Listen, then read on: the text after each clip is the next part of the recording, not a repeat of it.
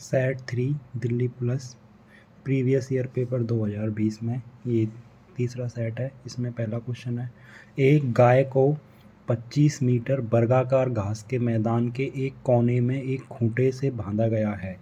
मान लो भाई ये हम वर्ग क्या होता है, जिसकी चारों भुजा क्या हों बराबर। मान लो ये एक वर्ग है, इस वर्ग में इसकी 25 मीटर वर्गाकार घास के मैदान, मतलब इसकी चारों भुजाएं जो हैं वो कितने कितने मीटर की हैं, 25-25 मीटर की हैं, कि एक खूंटे से बांधा गया है। मान लो एक खूंटा कोने में बोला उसने, तो यहाँ मान सकते हैं हम एक खूंटा। रस्सी की लंबाई 14 मीटर है। अब ये जो भुजाएं कितनी है, पूरी 25 मीटर है, लेकिन जो रस्सी बंधी है उसकी लंबाई कितनी है, सिर्फ 14 मीटर। मैं मान रहा हूँ कि वो यहाँ तक कितनी लंबाई है, 14 मीटर लंबाई, इतनी लंबाई है उसमें। अभी आगे बोल रहा है, तो उस भाग का क्षेत्रफल मीटर स्क्वायर में याद कीजिए जिसमें गाय चर सकती है। अब गाय जो है वो जितनी लंबी रस्सी है उसमें ही चर पाएगी, मतलब गाय इतनी लंबाई में ही चरेगी। तो अगर गाय यहाँ पे चरेगी, इसके अंदर चरेगी, तो यहाँ से वो इस तरीके से चर पाएगी। मतलब कि अगर मैं देखूँ तो ये वाली लंबाई जो होगी, ये क्या होगी, ये त्रिज्या होगी, क्योंकि देखो ये पूरा वृत्त ही बन रहा है। अगर ऐसे करके देखें इसे, तो वो इस तरीके से पूरे में चलेगी, लेकिन इधर तो कुछ है ही नहीं, सिर्फ वो इस वाले भाग में चल रही है। वर्ग के अंदर वो इस वाले भाग में चल रही है, जिसकी त्रिज्या कितनी होगी, 14 मीटर की। तो उसने आर कितना दिया हुआ है, 14 मीटर। अब ये पूछ रहा है जिसमें गाय चर सकती है। तो अगर गाय पूरे वृत्त में चरती तब तो उसका क्षेत्रफल क्या होता, पाई आर स्क्वायर होता, लेकिन ये सिर्फ इसके इतने भाग में चर रही है। तो देखो वर्ग में हमेशा ये वाले जो कोण होते हैं कितने होते हैं, 90 डिग्री के होते हैं। कितने डिग्री होते हैं, 90 डिग्री के। तो अगर इसका हमें क्षेत्रफल निकालना तो क्या होगा, pi r square into theta. Theta कितना है यहाँ पे, 90 डिग्री बटे में 360। ठीक है। अगर वो पूरे भाग में चढ़ती तो हम क्या लेते, पूरे के पूरे भाग में चढ़ती तो 360 डिग्री में ही चढ़ती, तो 360 बटे 360 कितना आता है, 1 आता है, इसलिए यहाँ पे पाई आर स्क्वायर लेते हैं। लेकिन यहाँ हम 90 क्यों ले रहे हैं, क्योंकि वर्ग की प्रत्येक ये वाले कोण कितने होते हैं, 90 डिग्री के होते हैं, और वो इतने वाले भाग में चल रही है। ठीक है। अब यहाँ से अगर निकालना चाहें तो पाई का मान उसने कितना दिया, 22 बटे में 7। आर कितना दिया है, 14 गुणा 14, और एक जीरो से गई एक जीरो, 9 चौका 36, 1 बटे में 4, 7 से 7 दूनी 14, 2 से 2 दूनी 4, 2 से 2 सत्ते 14, तो 22 सत्ते कितना आएगा, 154, या 7 दूनी 14, इकाई का अंक कितना आएगा, 4 आएगा। 4 किसी में सिर्फ एक ही ऑप्शन में, ऑप्शन नंबर बी। अगर इसे वैसे देखते हम तो पाई का मान है 22 बटे में 7, मतलब 11 का गुणांक का आंसर होता, ना तो ए आंसर होता ना ही डी होता, लेकिन फिर भी हम दो ऑप्शन में फंसते, बी और सी में। ठीक है। तो ध्यान रखना है कि अगर वो सिर्फ इस वर्ग के अंदर ही चल रही है तो वो सिर्फ इतने ही भाग में चलेगी जिसकी लंबाई कितनी होगी, 14 मीटर, मतलब वो 14 मीटर की उसकी त्रिज्या होगी। अगला सवाल, 5 दोस्तों की औसत मासिक वेतन कितना है, 62,000 रुपये है।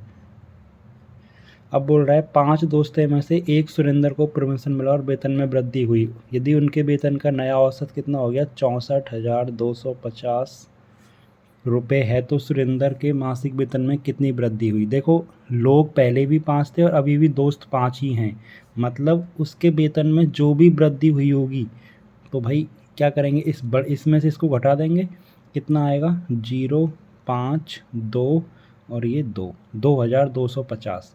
ये तो हुई एक के लिए वृद्धि, लेकिन औसत जो हुआ है वो पाँचों का बढ़ा है, तो हम कितना गुणा करेंगे इसमें, 5 का।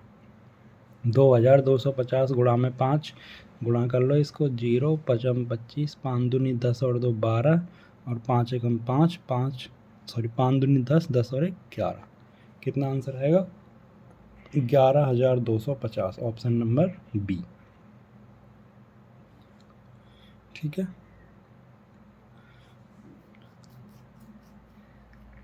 अगर इसे हम ऐसे देखते तो 2,250 आ रहा था, चाहे ऐसे भी कर सकते हैं, इसका गुणांक कर लो, या फिर देखो 5 और 4 9, 9 का गुणांक है ये, तो यहाँ पे 5 और 2 7 और 2 9, ये भी है, 7 और 3 10 और 2 12 और 5 17, ये नहीं है, ये आंसर नहीं होगा। 5 और 2 7 और 2 9, ये भी है, 5 और 2 7 4 11 और 1 12, ए और डी ऑप्शन कट गया, सॉरी ए और सी ऑप्शन कट गया, बी और डी में से आंसर हो सकता है, फिर भी आपको करना पड़ेगा। आसान सवाल है, क्योंकि अभी भी लोग कितने हैं, 5 ही हैं, तो उनके वेतन में जो वृद्धि होगी, कितनी की वृद्धि होगी, 2250 रुपये की वृद्धि होगी।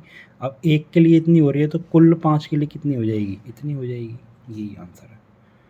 एक राशि 10% प्रति वर्ष पर निवेश करके एक वर्ष के अंत में इतने रुपए हो जाती है जब चक्रवृद्धि ब्याज अर्धवार्षिक रूप से संयोजित होता है। मैंने पहले बोला था कि ऐसे सवाल को हमेशा ट्री मेथड से ही करना है।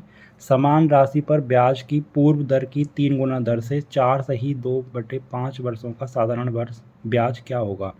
देखो साधारण ब्याज जो होगा 5 चौका 20 और 2 22, अगर इसकी भिन्न मिटाऊँ 4 सही 2/5 क्या आएगा, 22/5 मतलब 11 का गुणांक होगा। तो आंसर जो भी होगा वो 11 का गुणांक होगा। यहाँ देखो एक एक छोड़ के 2 और 0 2 और ये 0 2, तो यहाँ पे 2 8 5 13, 13 माइनस 2 कितना आएगा, 11, ये आंसर हो सकता है। यहाँ 4 और 0 4 और 0 4 और 2 और 2 4, 4 माइनस 4 0, 0 और 11 या 11 का मल्टीपल तो 11 से विभाजित होगा, ये भी आंसर हो सकता है। 5 और 2 7 और 0 7 माइनस, और यहाँ पे 6 और 0 6, तो 7 माइनस 6 कितना आएगा, 1 आएगा, ये आंसर नहीं हो सकता। ऐसे यहाँ पे 2 और 0 2 और 0 2, 7 माइनस 7 और 0 कितने हैं 7, तो 7 माइनस 2 करें कितना आएगा 5, ये भी आंसर नहीं हो सकता। आंसर या तो ए होगा या फिर बी होगा। आगे हमें इतना अंदाज लग गया, कभी कभी ऑप्शन में सिर्फ एक ही आंसर मिल जाता है तो हम उस पर हल कर सकते हैं, लेकिन यहाँ हमें भी हल करना पड़ेगा। तो पहले बोला था कि 10%, अब ये बोल रहा है ब्याज कैसा है, अर्धवार्षिक है। तो भाई अगर पूरी साल का ब्याज 10% है तो आधी साल का ब्याज 5% होगा। ठीक है, 5% का क्या करेंगे हम, भिन्न मिटाएंगे, कितना आएगा 1/20।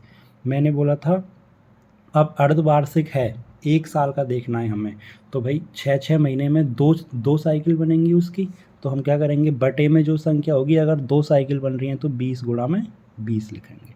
ठीक है, 3 साइकिल बनती तो 20 गुणा में 20 गुणा में 20 करते। यहाँ से इसको करेंगे, क्या करेंगे, यहाँ पे गुणा 1/20 करेंगे। ठीक है, तो कितना आएगा 20 आएगा पहली साल में, और ये भी कितना आएगा 20, और क्या आएगा इसका आएगा 1, 20 गुणा में 1/20 कितना आएगा 1 आएगा। ठीक है, 2 साल में इतना ही आएगा। तो ये बोल रहा है एक वर्ष के अंत में इतनी हो जाती है। तो ये जो राशि है इतनी कैसे हो रही है, क्योंकि इसमें ब्याज है और इसमें क्या है, मूलधन है, दोनों को जोड़ के इतनी हो रही है। तो यहाँ देखो अगर मैं देखूँ तो आप अपना मूलधन क्या होगा, 20 गुणा में 20 कितना होगा 400 होगा, और ब्याज कितनी मिली 20 और 20 40 और 1 41, तो 400 और 41 कितने के बराबर हो जाएगा 441। ये कितने के बराबर दिया हुआ है उसने, 20,947.50। ठीक है, अब 441 ये पता होना चाहिए 7 से कटता है, या फिर ऐसे ध्यान रख लो 21 का वर्ग होता है ये 441, तो 7 से कटेगा, 7 से काटो एक बार, 7 छिंगी 42, और कितने हो जाएंगे, दो बचे 21, 7 × 21, यहाँ काटो, 7 दूनी 14, कितने बचे 6 69 हो जाएंगे, 7 नाम 63, कितने बचे 6 64 हो जाएंगे, 7 नाम 63, एक बचा 17 हो जाएंगे, 7 दूनी 14, और 3 बचेंगे 35 हो जाएंगे, 57 35 और 0 की 0, कितने के बाद पॉइंट है 2 के बाद, तो यहाँ पे 2 के बाद पॉइंट, ये कट गया ये कट गया।